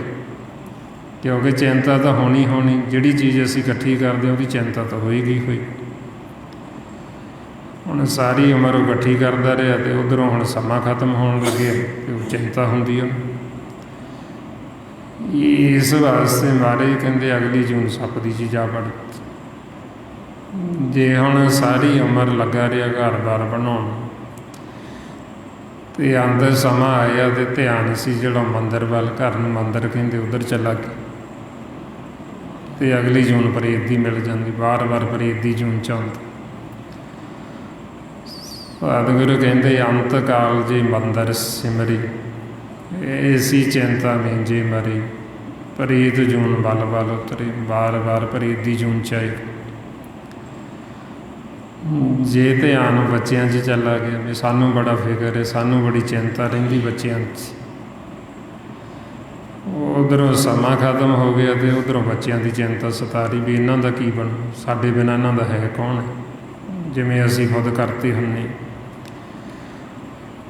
ਜੇ ਸਾਨੂੰ ਭੇਦ ਹੋਵੇ ਵੀ ਸਭ ਦਾ ਮਾਲਕ ਤਾਂ ਇੱਕ ਹੀ ਹੈ, ਵਾਹਿਗੁਰੂ ਪਰਮਾਤਮਾ, ਸਾਰੇ ਉਹਦੇ ਬੱਚੇ ਨੇ, ਅਤੇ ਸਾਨੂੰ ਚਿੰਤਾ ਨਹੀਂ ਹੁੰਦੀ, ਕਿਉਂਕਿ ਚਿੰਤਾ ਮਾਲਕ ਨੂੰ, ਪਰ ਮਾਲਕ ਦੇ ਨਾਲ ਜੁੜੇ ਨੇ, ਬ੍ਰਹਮ ਦਾ ਗਿਆਨ ਨਹੀਂ ਲਿਆ, ਸੂਝੀ ਕੋਈ ਨਹੀਂ, ਉਹ ਖੁਦ ਕਰਤਾ ਬਣਿਆ ਹੋਇਆ ਵੀ ਮੈਂ ਕਰਦਾ ਅਤੇ ਫੇਰ ਹੀ ਬੱਚੇ ਪਲਦੇ ਨੇ ਮੇਰੇ।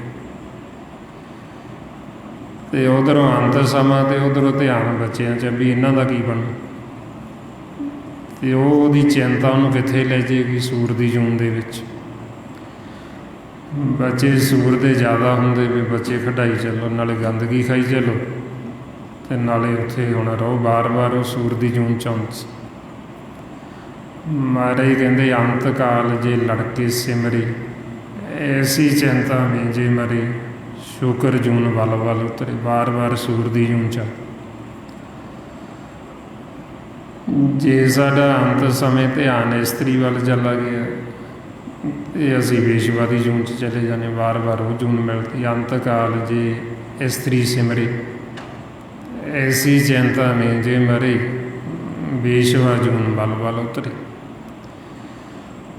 ਹੁਣ ਮਹਾਰਾਜ ਸਾਨੂੰ ਇਹ ਤਾਂ ਦੱਸਦੇ ਬਈ ਇਹ ਸਾਰਾ ਜਿਹੜੇ ਸਾਡੇ ਬੰਧਨ ਨੇ, ਜਿਨ੍ਹਾਂ ਨੂੰ ਅਸੀਂ ਕਹਿੰਦੇ ਹਾਂ ਵੀ ਸਾਡੇ ਬਿਨਾਂ ਇਹਨਾਂ ਦਾ ਗੁਜ਼ਾਰਾ ਨਹੀਂ, ਸਾਡੇ ਬਿਨਾਂ ਚੱਲਦਾ ਨਹੀਂ, ਤੇ ਇਹ ਚੀਜ਼ਾਂ ਨੇ ਸਾਨੂੰ ਕਿੱਥੇ ਲੈ ਜਾਣਾ?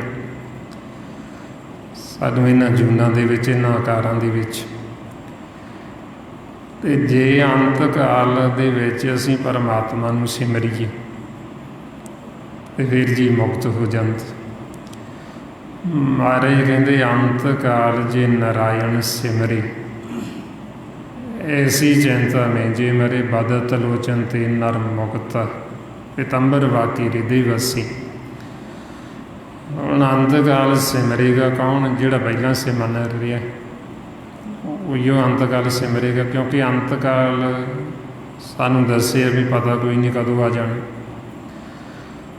ਆਪਾਂ ਨੂੰ ਤਾਂ ਕਹਿੰਦੇ ਵੀ ਅਸੀਂ ਇੱਕ ਦਮ ਦੇ ਜੀਵ, ਸਾਡਾ ਖੇਲ ਇੱਕ ਸਵਾਸ 'ਤੇ। ਜੇ ਤਾਂ ਆਪਾਂ ਨੂੰ ਆ ਦਮ ਆ ਰਿਹਾ ਤੇ ਆਪਾਂ ਕਹਿੰਦੇ ਹਾਂ ਸਾਡਾ ਪਰਿਵਾਰ ਹੈ ਜੀ, ਅਸੀਂ ਕੰਮ ਕਾਰ ਕਰਦੇ ਹਾਂ। ਜੇ ਸਾਨੂੰ ਸਵਾਸ ਹੀ ਨਾ ਆਵੇ ਤੇ ਫਿਰ ਕਿਹੜਾ ਪਰਿਵਾਰ, ਕਿਹੜਾ ਕੰਮ ਕਾਰ?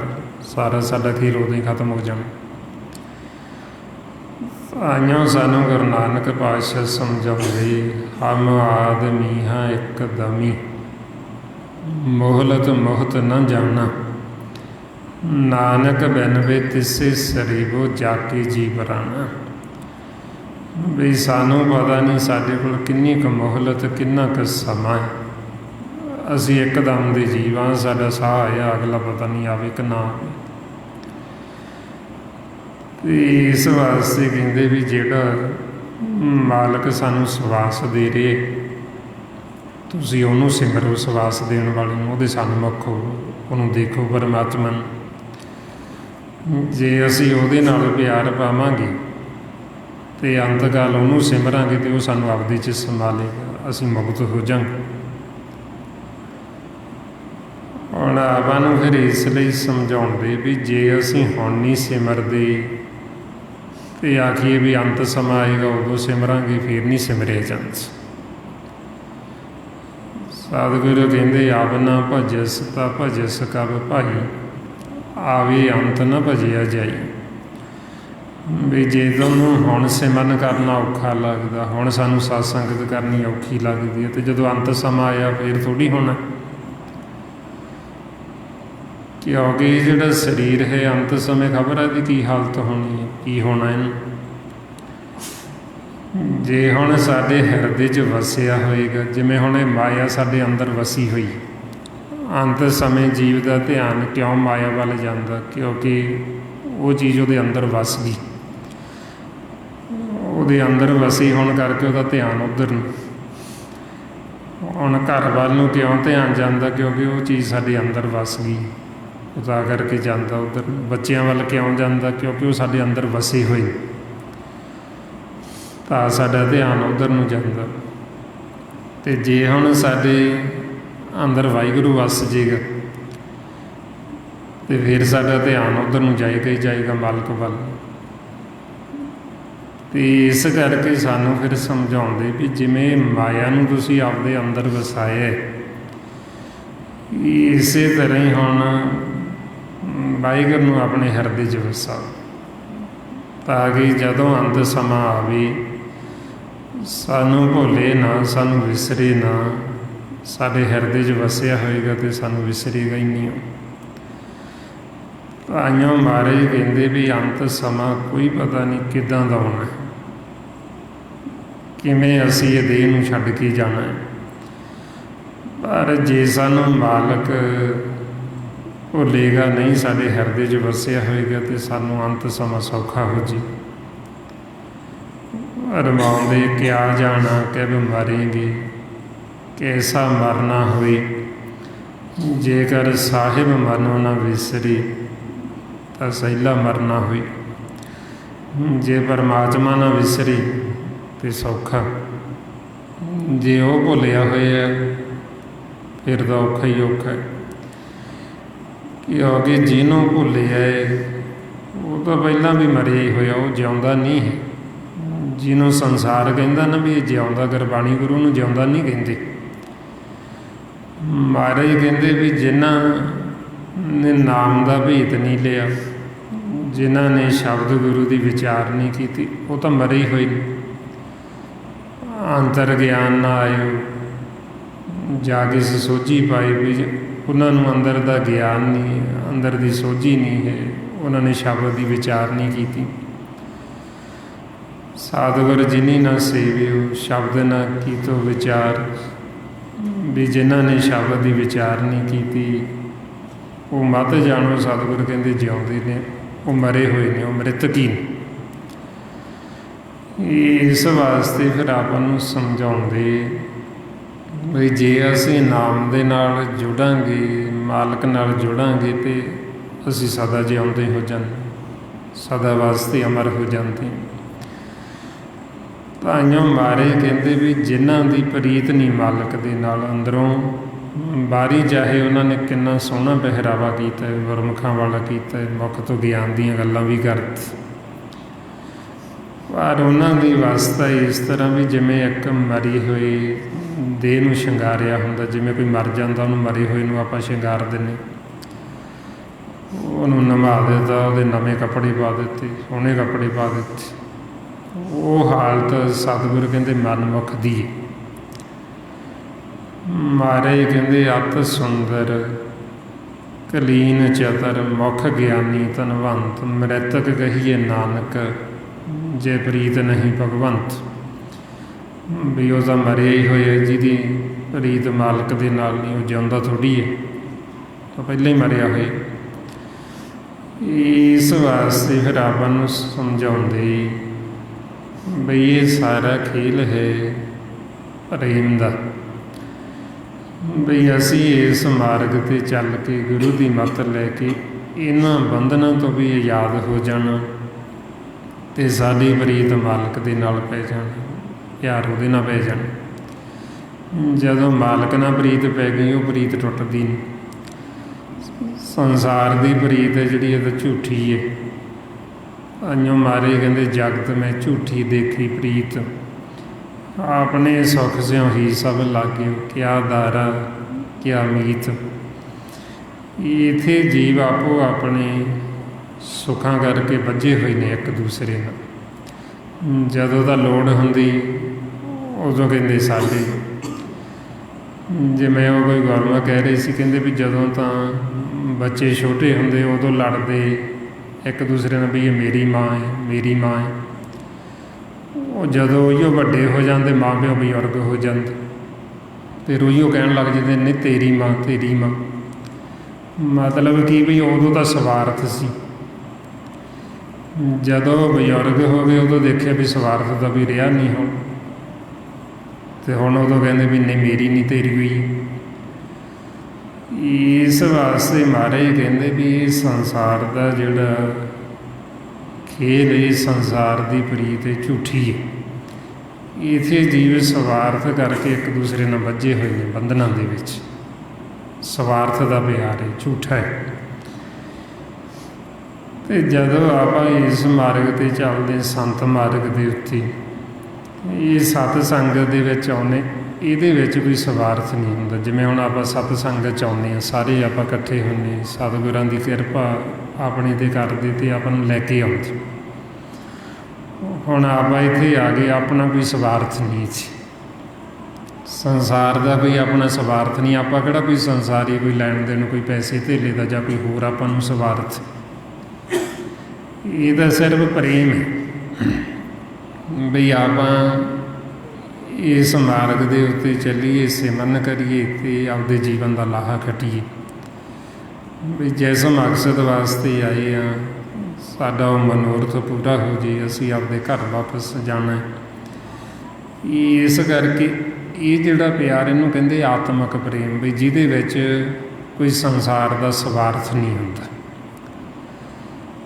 ਅਤੇ ਜਿਹੜਾ ਸੰਸਾਰ ਦਾ ਪਿਆਰ ਉਹਦੇ ਵਿੱਚ ਸਵਾਰਥ ਹੁੰਦਾ, ਕੋਈ ਨਾ ਕੋਈ ਵਿੱਚ ਨਾ, ਚਾਹੇ ਥੋੜ੍ਹਾ ਚਾਹੇ ਬਹੁਤਾ ਵਿੱਚ ਸਵਾਰਥ ਹੀ ਹੁੰਦਾ। ਤਾਂ ਕਰਕੇ ਅਸੀਂ ਬੰਧਨਾਂ 'ਚ ਵੱਝੇ ਹੁੰਦੇ ਹਾਂ। ਇਸ ਵਾਸਤੇ ਫਿਰ ਆਪਾਂ ਨੂੰ ਸਮਝਾਉਂਦੇ ਵੀ ਜਦੋਂ ਅਸੀਂ ਇਸ ਮਾਰਗ 'ਤੇ ਚੱਲਦੇ ਹਾਂ, ਸਾਨੂੰ ਹੌਲੀ ਹੌਲੀ ਫਿਰ ਇਹ ਸਮਝ ਆਉਂਦੀ, ਜੋ ਸਤਿਗੁਰੂ ਸਾਨੂੰ ਸਮਝਾਉਂਦੇ, ਫਿਰ ਅਸੀਂ ਅਭਿਆਸ ਕਰਦੇ ਹੋਏ ਨਾਲ ਨਾਲ ਗੁਰੂ ਦੀ ਮੱਤ ਲੈਂਦੇ ਹੋਏ ਇਹਨਾਂ ਬੰਧਨਾਂ ਤੋਂ ਆਜ਼ਾਦ ਹੁੰਦੇ ਜਾਂਦੇ। ਸਤਿਗੁਰੂ ਸਾਡੇ ਇਹਨਾਂ ਬੰਧਨਾਂ ਨੂੰ ਕੱਟੀ ਜਾਂਦੇ, ਜਿਹਨੂੰ ਮਹਾਰਾਜ ਫਰਮਾਉਂਦੇ ਸਤਿਗੁਰ ਸਿੱਖ ਕੀ ਬੰਧਨ ਕਾਟੀ। ਵੀ ਸਤਿਗੁਰੂ ਆਪਣੇ ਸਿੱਖ ਦੇ ਬੰਧਨ ਕੱਟ ਦਿੰਦੇ। ਬੰਧਨ ਕੀ ਹੈ? ਵਿਚਾਰ। ਜਦੋਂ ਇਹ ਸਾਡੇ ਬੰਧਨ ਕੱਟੇ ਗਏ, ਅਸੀਂ ਇਹਨਾਂ ਬੰਧਨਾਂ ਤੋਂ ਆਜ਼ਾਦ ਹੋ ਗਏ। ਜਦੋਂ ਆਜ਼ਾਦ ਹੋ ਗਏ ਅਤੇ ਅਸੀਂ ਆਪਦੇ ਘਰ ਚਲੇ ਗਏ। ਜਦੋਂ ਅਸੀਂ ਘਰ ਚਲੇ ਗਏ, ਇੱਕ ਵਾਰ ਸਾਡਾ ਮਨ ਉਹ ਘਰ ਦਾ ਸੁੱਖ ਲੈ ਲਵੇ, ਉਹ ਘਰ ਦਾ ਆਨੰਦ ਲੈ ਲਵੇ, ਫਿਰ ਇਹ ਉਹੀਓ ਸੁੱਖ ਭਾਲਦਾ, ਫਿਰ ਉਹੀਓ ਆਨੰਦ ਭਾਲਦਾ ਵੀ ਜਿਹੜਾ ਆਨੰਦ, ਜਿਹੜਾ ਸੁੱਖ ਮੇਰੇ ਘਰ ਦੇ ਵਿੱਚ, ਉਹ ਸੁੱਖ ਇੱਧਰ ਤਾਂ ਹੈ ਹੀ ਨਹੀਂ ਸੰਸਾਰ ਦੇ ਵਿੱਚ। ਸੰਸਾਰ ਦੇ ਵਿੱਚ ਚਾਹੇ ਕਿੰਨੀਆਂ ਵੀ ਸੁੱਖ ਸਹੂਲਤਾਂ ਅਸੀਂ ਇਕੱਠੀਆਂ ਕਰ ਲਈਏ, ਉਹ ਸੁੱਖ ਨਹੀਂ ਹੈ ਜਿਹੜਾ ਸੁੱਖ ਸਾਡੇ ਘਰ ਦੇ ਵਿੱਚ। ਫਿਰ ਉਹੀਓ ਸੁੱਖ, ਉਹੀਓ ਆਨੰਦ ਸਾਡਾ ਮਨ ਇੱਧਰ ਭਾਲਦਾ ਹੈ ਵੀ ਜਦੋਂ ਮੈਂ ਹੁਣ ਇੱਧਰ ਵੀ ਆਵਾਂ, ਬੇਗਾਨੇ ਘਰ ਆਵਾਂ, ਮੈਨੂੰ ਉਹੀਓ ਸੁੱਖ ਅਤੇ ਉਹੀਓ ਆਨੰਦ ਮੇਰਾ ਬਣਿਆ ਹੀ ਰਹੇ। ਫਿਰ ਜਦੋਂ ਇੱਧਰ ਆਉਂਦਾ, ਫਿਰ ਇਸੇ ਮਨ ਕਰਦਾ ਰਹਿੰਦਾ।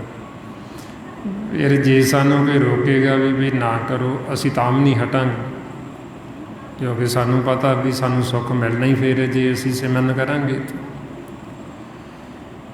ਇਹ ਤਾਂ ਅਵਸਥਾ ਬਣਦੀ ਜਦੋਂ ਸਾਡਾ ਮਨ ਇੱਕ ਵਾਰ ਉਹ ਸੁੱਖ, ਉਹ ਆਨੰਦ ਮਾਣ ਲੈਂਦਾ ਹੈ ਘਰੇ ਜਾਣ 'ਚ। ਇਸ ਲਈ ਮਹਾਰਾਜ ਫਰਮਾਉਂਦੇ ਘਰ ਸੁੱਖ ਵਸਿਆ, ਬਾਹਰ ਸੁੱਖ ਪਾਇਆ, ਕਹੋ ਨਾਨਕ ਗੁਰ ਮੰਤਰ ਦ੍ਰਿੜਾਇਆ। ਇਹਦੇ ਆਪਦੇ ਆਪ ਹੀ ਦ੍ਰਿੜ ਕਰਦਾ ਰਹਿੰਦੇ ਨੇ। ਸਿਮਰਨ ਕੀਤੀ ਜਾਣਾ, ਨਾਲ ਨਾਲ ਕੰਮ ਵੀ ਕਰੇਗਾ, ਨਾਲ ਨਾਲ ਸਿਮਰਨ ਨਹੀਂ ਛੱਡੇ। ਕਿਉਂਕਿ ਇਹਨੂੰ ਪਤਾ ਵੀ ਜਿਹੜਾ ਮੈਂ ਇੱਧਰ ਕਰਦਾ, ਇਹ ਤਾਂ ਮੈਂ ਇੱਥੇ ਹੀ ਰੱਖ ਜਾਣਾ, ਇੱਥੋਂ ਕਿਹੜਾ ਮੈਂ ਕੁਛ ਨਾਲ ਲੈ ਜਾਣਾ। ਵੀ ਜਿਹੜਾ ਧਨ ਮੇਰੇ ਨਾਲ ਜਾਣਾ, ਨਾਲ ਨਾਲ ਇਹ ਨਾਮ ਦੀ ਕਮਾਈ ਕਰਦਾ, ਨਾਲ ਨਾਲ ਫਿਰ ਇਹ ਸਿਮਰਨ ਕੀਤੀ ਜਾਂਦਾ। ਇਹੋ ਆਪਾਂ ਨੂੰ ਗੁਰਬਾਣੀ ਗੁਰੂ ਜੀ ਸਮਝਾਉਂਦੇ ਬਈ ਅਸੀਂ ਜਿਹੜਾ ਕੰਮ ਕਾਰ ਉਹ ਹੱਥਾਂ ਪੈਰਾਂ ਨਾਲ ਕਰਦੇ। ਤੁਸੀਂ ਨਾਲ ਨਾਲ ਮੁੱਖ ਦੁਆਰਾ ਆਪਦਾ ਸਿਮਰਨ ਕੀਤੀ ਜਾਓ, ਪਰਮਾਤਮਾ ਵੱਲ ਧਿਆਨ ਰੱਖੋ। ਮਹਾਰਾਜ ਕਹਿੰਦੇ ਨਾਮਾ ਕਹੇ ਤਲੋਚਨਾ, ਮੁਖ ਤੇ ਰਾਮ ਸੰਭਾਲ, ਹਾਥ ਪਾਉ ਕਰ ਕਾਮ ਸਭ, ਚੀਤ ਨਰੰਜਨ ਨਾਲ। ਜਿੰਨੇ ਵੀ ਭਗਤ ਹੋਏ ਸਾਰੇ ਕੰਮ ਕਾਰ ਕਰਦੇ ਸੀ। ਕੋਈ ਤਾਣਾ ਬੁਣਦਾ ਹੈ, ਕੋਈ ਕੱਪੜੇ ਰੰਗਦਾ ਹੈ, ਕੋਈ ਜੁੱਤੀਆਂ ਗੰਢਦਾ ਹੈ, ਸਾਰੇ ਕੰਮ ਕਰਦੇ। ਹੁਣ ਕੰਮ ਕਰਦੇ ਕਰਦੇ ਉਹਨਾਂ ਨੇ ਨਾਲ ਨਾਲ ਭਗਤੀ ਕੀਤੀ, ਨਾਲ ਨਾਲ ਉਹ ਸਿਮਰਨ ਕਰਦੇ, ਮਾਲਕ ਨਾਲ ਮਿਲਾਪ ਕੀਤੀ।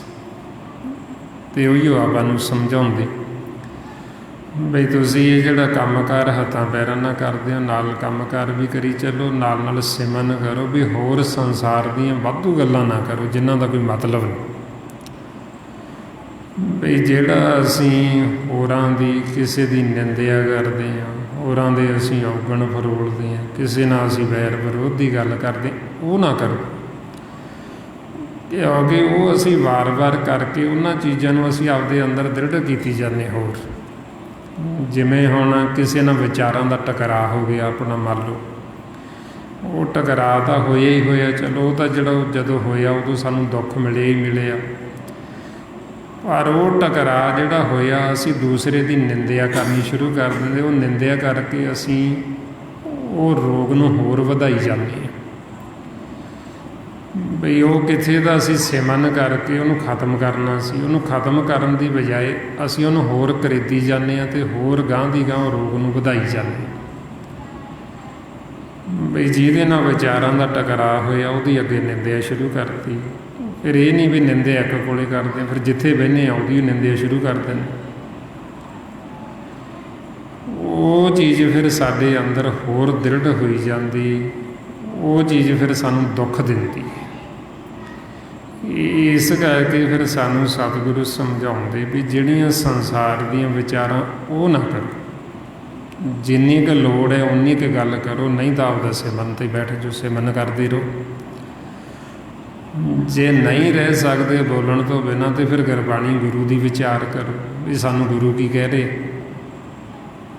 ਜੇ ਅਸੀਂ ਨਹੀਂ ਰਹਿ ਸਕਦੇ ਬੋਲਣ ਤੋਂ ਬਿਨਾਂ, ਅਸੀਂ ਆਦੀ ਹੋ ਗਏ ਵੀ ਨਹੀਂ ਜੀ ਅਸੀਂ ਤਾਂ ਚੁੱਪ ਬਹਿ ਹੀ ਨਹੀਂ ਸਕਦੇ, ਫਿਰ ਮਾਰੇ ਕਹਿੰਦੇ ਨਹੀਂ ਚੁੱਪ ਬਹਿਣਾ ਤੇ ਸਿਮਰਨ ਕਰ ਲਓ। ਜੇ ਸਿਮਰਨ ਨਹੀਂ ਕਰਨਾ ਤੇ ਵਿਚਾਰਾਂ ਹੀ ਕਰਨੀਆਂ, ਫਿਰ ਗੁਰਬਾਣੀ ਗੁਰੂ ਦੀ ਵਿਚਾਰ ਕਰੋ ਵੀ ਸਾਨੂੰ ਗੁਰਬਾਣੀ ਗੁਰੂ ਕੀ ਕਹਿੰਦੇ ਨੇ। ਫਿਰ ਜਿਹੜੀ ਸਾਂਝ ਹੈ ਉਹ ਗੁਣਾਂ ਦੀ ਪਾਓ, ਔਗਣ ਤਾਂ ਛੱਡਣੇ, ਔਗਣਾਂ ਦੀ ਥੋੜ੍ਹੀ ਸਾਂਝ ਪਾਉਣੀ। ਸਾਂਝ ਕੀਜੇ ਗੁਣਾ ਕੇਰੀ ਛੋੜ ਔਗਣ ਚੱਲੀਏ। ਬਈ ਅਸੀਂ ਜਿੱਥੇ ਬਹਿੰਦੇ ਹਾਂ ਉੱਥੇ ਕਿਸੇ ਦੇ ਔਗਣ ਫਰੋਲ ਕੇ ਔਗਣਾਂ ਦੀ ਸਾਂਝ ਨਹੀਂ ਪਾਉਣੀ। ਜੇ ਅਸੀਂ ਔਗਣਾਂ ਦੀ ਸਾਂਝ ਪਾਈ ਉਹਦਾ ਕੀ ਹੋਇਆ, ਨਾਲ ਤਾਂ ਸਾਡਾ ਮਨ ਤਾਂ ਮੈਲਾ ਹੈਗਾ ਹੀ ਹੈਗਾ, ਨਾਲ ਅਸੀਂ ਉਹਨੂੰ ਵੀ ਸ਼ਾਮਲ ਕਰ ਲਿਆ। ਉਹ ਤਾਂ ਕਰਕੇ ਫਿਰ ਇਹ ਸੂਤ ਦੀ ਬਿਮਾਰੀ ਲੱਗਦੀ ਅੱਗੇ ਦੀ ਅੱਗੇ, ਫਿਰ ਇਹ ਵੱਧਦੀ ਜਾਂਦੀ ਗਾਂਦੀ ਗਾ। ਜਿਵੇਂ ਹੁਣ ਆਪਾਂ ਦੇਖਦੇ ਹਾਂ ਆਹ ਬਿਮਾਰੀ ਤੋਂ ਕਿੰਨਾ ਆਪਾਂ ਪਰਹੇਜ਼ ਰੱਖਦੇ ਹਾਂ ਵੀ ਆਹ ਜੋ ਕਰੋਨਾ ਚੱਲਿਆ ਵੀ ਨਾਲ ਨਾਲ ਦੱਸ ਰਹੀ ਵੀ ਆਹ ਪਰਹੇਜ਼ ਰੱਖੋ ਜੀ, ਦੂਰੀ ਬਣਾ ਕੇ ਰੱਖੋ। ਔਰ ਇਸੇ ਤਰ੍ਹਾਂ ਹੀ ਇਹ ਰੋਗ ਨੇ ਜਿਹੜੇ ਆਪਣੇ ਅੰਦਰ ਨੇ। ਮਹਾਰਾਜ ਸੱਚੇ ਪਾਤਸ਼ਾਹ ਕਹਿੰਦੇ ਵੀ ਜਿਹੜਾ ਇਹ ਰੋਗੀ ਹੈ ਫਿਰ ਜਦੋਂ ਆਪਾਂ ਨੂੰ ਸਮਝ ਲੱਗ ਜਾਂਦੀ, ਉਹ ਕਹਿੰਦੇ ਵੀ ਇਹ ਤੋਂ ਦੂਰੀ ਬਣਾ ਲਓ, ਵੀ ਆਪਦਾ ਰੱਖਿਆ ਚੱਕਰ ਬਣਾ ਲਓ। ਜੇ ਇਹ ਤੁਹਾਡੇ ਨੇੜੇ ਆ ਗਿਆ ਨੇ ਤੁਹਾਨੂੰ ਵੀ ਉਹ ਲਾਗ ਲਾ ਦੇਣੀ, ਉਹ ਤੁਹਾਨੂੰ ਵੀ ਬਿਮਾਰੀ ਚੁੰਬੜ ਜਾਣੀ। ਇਸ ਵਾਸਤੇ ਫਿਰ ਇਹ ਜਿਹੜੇ ਜੀਵ ਦੂਸਰਿਆਂ ਦੀ ਨਿੰਦਿਆ ਕਰਦੇ, ਜਿਹੜੇ ਦੂਜਿਆਂ ਦੇ ਔਗਣ ਫਰੋਲਦੇ, ਔਗਣ ਫਰੋਲ ਕੇ ਔਗਣਾਂ ਦੀ ਸਾਂਝ ਪਾਉਂਦੇ, ਇਹ ਰੋਗੀ ਨੇ। ਜਦੋਂ ਅਸੀਂ ਉਹਨਾਂ ਕੋਲ ਬੈਠ ਗਏ ਉਹਨਾਂ ਨੇ ਉਹ ਰੋਗ ਸਾਨੂੰ ਵੀ ਲਾ ਦੇਣਾ ਨਾਲ। ਉਹਨਾਂ ਨੇ ਉਹ ਆਪਦੇ ਦੇ ਤਾਂ ਮੈਲ ਚੜੀ ਆਪ ਤਾਂ ਦੁਖੀ ਹੈਗੇ ਹੀ ਨੇ, ਨਾਲ ਉਹਨਾਂ ਨੇ ਆਪਾਂ ਨੂੰ ਵੀ ਦੁੱਖ ਪੈਦਾ ਕਰ ਦੇਣਾ। ਤਾਂ ਕਰਕੇ ਫਿਰ ਮਹਾਰਾਜ ਕਹਿੰਦੇ ਵੀ ਜਿਹੜਾ ਨਿੰਦਕ ਜੀਵ ਹੈ, ਨਿੰਦਿਆ ਇੰਨੀ ਮਾੜੀ ਹੈ ਬਈ ਹੋਰ ਰੋਗਾਂ ਦਾ ਦਾਰੂ ਹੈਗਾ, ਨਿੰਦਕ ਜੀਵ ਦਾ ਕੋਈ ਦਾਰੂ ਨਹੀਂ। ਔਖਦ ਸਭੇ ਕੀਤੀਆਂ ਨਿੰਦਕ ਦਾ ਦਾਰੂ ਨਾਹੀਂ। ਔਰ ਮਹਾਰਾਜ ਕਹਿੰਦੇ ਵੀ ਇੰਨੀ ਮਾੜੀ ਹੈ ਐਸਾ ਰੋਗ ਵੀ ਜਿਹਦਾ ਕੋਈ ਦਾਰੂ ਹੀ ਨਹੀਂ। ਅਤੇ ਆਪਾਂ ਨੂੰ ਕਹਿੰਦੇ ਵੀ ਉਹ ਤੋਂ ਡਰੋ। ਜਿਵੇਂ ਹੁਣ ਜੀਵਾਂ ਦੇ ਅੰਦਰ ਡਰ ਪੈਦਾ ਹੋਇਆ ਵੀ ਸਾਨੂੰ ਕਿਤੇ ਆ ਬਿਮਾਰੀ ਲੱਗ ਹੀ ਨਾ ਜਾਵੇ, ਅਤੇ ਕਿੰਨਾ ਡਰ ਹੈ। ਇਸੇ ਤਰ੍ਹਾਂ ਹੀ ਸਤਿਗੁਰੂ ਸਾਨੂੰ ਕਹਿ ਰਹੇ ਉਹ ਤੋਂ ਅਸੀਂ ਡਰਦੇ ਹੀ ਨਹੀਂ ਵੀ ਨਿੰਦਿਆ ਐਸਾ ਰੋਗ ਹੈ ਵੀ ਜੇ ਲੱਗ ਗਿਆ ਇਹਦਾ ਰੋਗ ਨਹੀਂ, ਕੋਈ ਦਾਰੂ ਨਹੀਂ ਹੈ, ਅਤੇ ਅਸੀਂ ਡਰਦੇ ਹੀ ਨਹੀਂ ਨਿੰਦਿਆ ਕਰਨ ਤੋਂ।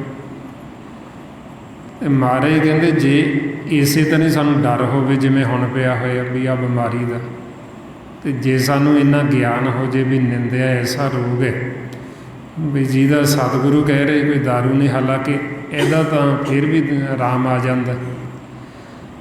ਜੇ ਕਿਸੇ ਨੂੰ ਹੋ ਗਿਆ, ਕਿੰਨੇ ਜਿਵੇਂ ਠੀਕ ਵੀ ਹੋ ਰਹੇ ਨੇ, ਕਿਉਂਕਿ ਜਿਹਦਾ ਸਮਾਂ ਨਹੀਂ ਆਇਆ ਉਹਨੇ ਠੀਕ ਵੀ ਹੋ ਜਾਣਾ, ਉਹਨੇ ਜਾਣਾ ਹੀ ਨਹੀਂ, ਜਾਣਾ ਉਹਨੇ ਹੀ ਹੈ ਜਿਹਦਾ ਸਮਾਂ ਖਤਮ ਹੋ ਗਿਆ।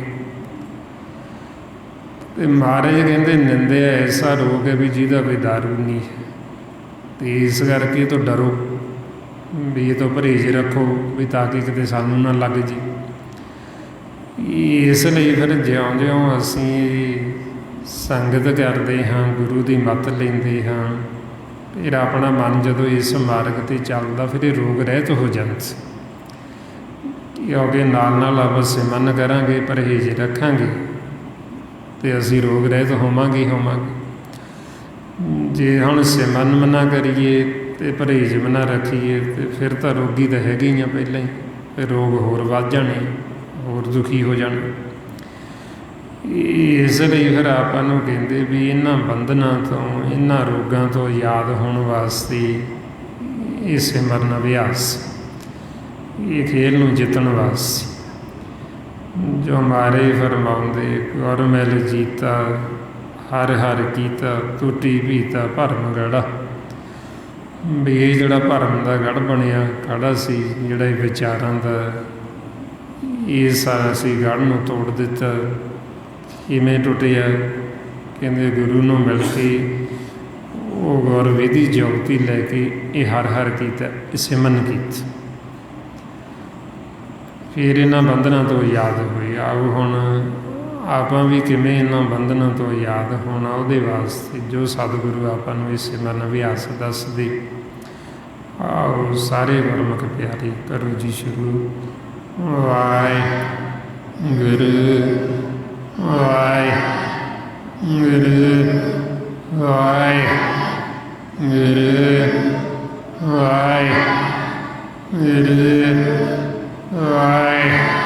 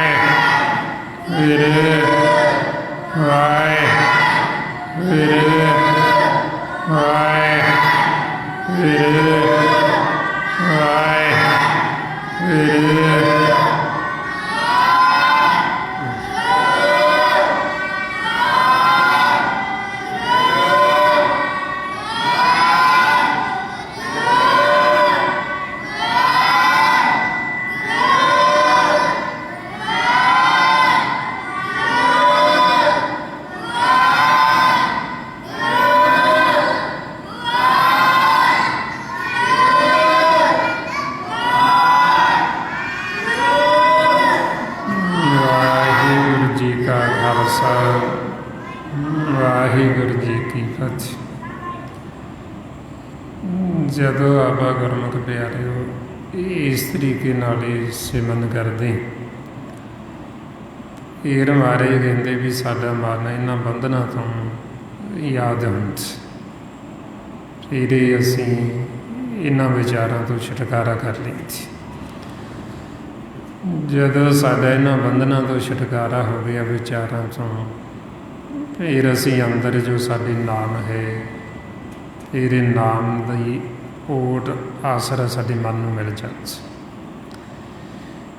ਇਸ ਲਈ ਮਾਰੇ ਸੱਚੇ ਪਾਤਸ਼ਾਹ ਆਪਾਂ ਨੂੰ ਫਿਰ ਸਮਝਾਉਂਦੇ ਵੀ ਸਾਡੇ ਦੇ ਮਾਲਕ ਨੇ ਕਿਰਪਾ ਕਰਕੇ ਵੀ ਇਹਨਾਂ ਬੰਧਨਾਂ ਤੋਂ ਆਪਾਂ ਨੂੰ ਛਡਾ ਕੇ, ਇਹਨਾਂ ਤੋਂ ਛੁਟਕਾਰਾ ਕਰਕੇ ਆਪਦੇ ਚਰਨਾਂ ਦੇ ਨਾਲ ਜੋੜ ਲਿਆ। ਘਰ ਕਿਰਪਾ ਪ੍ਰਭ ਬੰਧਨ ਛੋਟ, ਚਰਨ ਕਮਲ ਕੀ ਦੀਨੀ ਓਟ, ਵੀ ਆਪਦੇ ਚਰਨ ਕਮਲਾਂ ਦੀ ਮਾਲਕ ਨੇ ਓਟ ਆਸਰਾ ਦੇ ਦਿੱਤਾ, ਇਹਨਾਂ ਬੰਧਨਾਂ ਤੋਂ ਯਾਦ ਕਰਾ ਕੇ।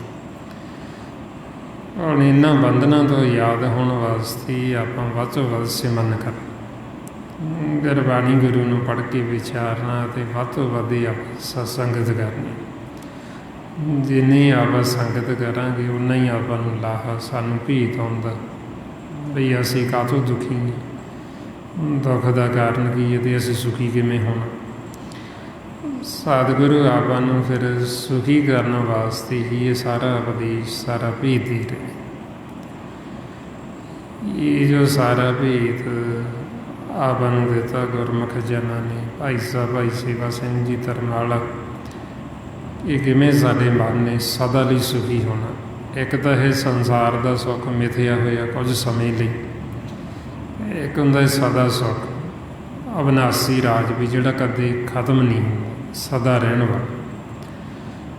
ਉਹ ਫਿਰ ਅਸੀਂ ਕਿਵੇਂ ਸਦਾ ਸੁਖੀ ਹੋਣਾ, ਕਿਵੇਂ ਅਸੀਂ ਸਦਾ ਲਈ ਅਵਿਨਾਸੀ ਹੋਣਾ, ਅਵਿਨਾਸੀ ਰਾਜ ਪ੍ਰਾਪਤ ਕਰਨਾ, ਉਹ ਆਪਾਂ ਨੂੰ ਗੁਰਮੁਖਾਂ ਨੇ ਗੁਰਬਾਣੀ ਗੁਰੂ ਦੁਆਰਾ ਇਹ ਸਾਰਾ ਭੇਤ ਦਿੱਤਾ ਹੈ। ਅਤੇ ਆਪਾਂ ਵੀ ਇਹ ਭੇਤ ਲੈ ਕੇ ਸਦਾ ਵਾਸਤੇ ਸੁਖੀ ਹੋ ਸਕਦੇ। ਸੋ ਇੰਨੀ ਬੇਨਤੀਆਂ, ਇੰਨੇ ਵਿਚਾਰ ਕਰਦਿਆਂ ਹੋਏ, ਜੇ ਕੋਈ ਐਸਾ ਸ਼ਬਦ ਬੋਲਿਆ ਗਿਆ ਹੋਵੇ ਸੰਗਤ ਅਤੇ ਸਤਿਗੁਰੂ ਬਖਸ਼ਣ ਯੋਗ ਨੇ, ਬਖਸ਼ ਲੈਣਾ ਜੀ।